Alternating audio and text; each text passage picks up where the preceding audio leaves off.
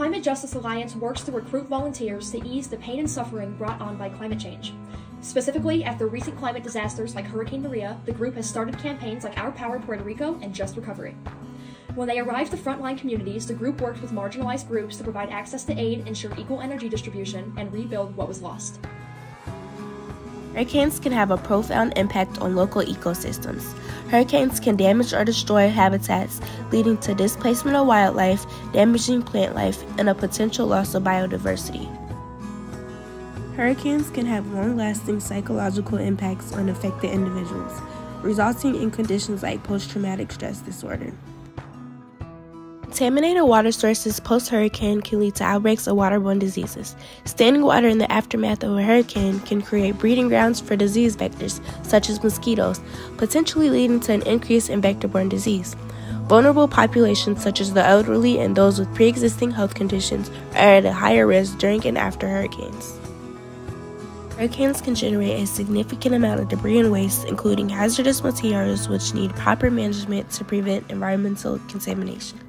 Hurricanes can result in injuries and fatalities due to wind damage, flood, and debris. This is when immediate medical attention is crucial for injury victims. According to a recent report from U.S. News, Black or African American people in the U.S. have the highest risk for negative impacts from hurricanes based on expected annual loss, social vulnerability, and community resilience.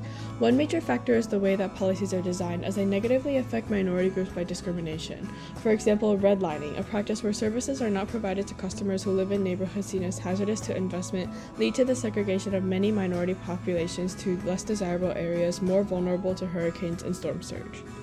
A study done on Hurricane Ike's impact on minority groups suggests that cultural minority populations have higher risk of disaster exposure, with African Americans being one of them. Based on factors like cultural background, damage, and negative mental health outcomes such as depression and PTSD, they concluded that African Americans are more likely to experience physical hardships and trauma during and after a disaster, as well as increased risk of adverse mental health outcomes post-disaster. Founded in 2012 in Detroit, Michigan, Climate Justice Alliance was inspired by 1991 principles of environmental justice. Its mission is to inspire bold action on the front lines of climate change and to promote climate stability and the end of extreme energy options. The group is very involved with hurricanes. In 2017, they raised money nationwide to support those affected by Hurricane Harvey.